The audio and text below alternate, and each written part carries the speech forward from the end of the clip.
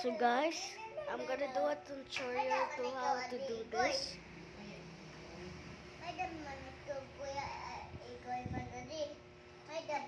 Okay guys, so let's see.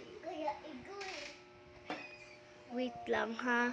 Okay, to do the tutorial, hold your record button while recording. Do not release it or else it will stop.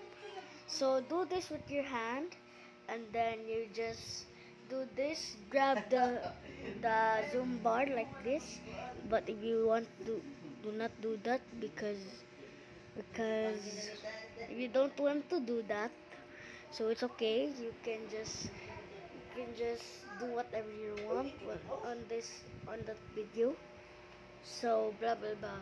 Now raise your record button until you see the zoom bar, and then aim your hand, and then do a music first after you get this gen.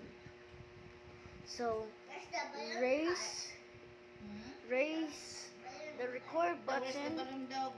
I don't know. Wala ko nagbutang. You put your hand.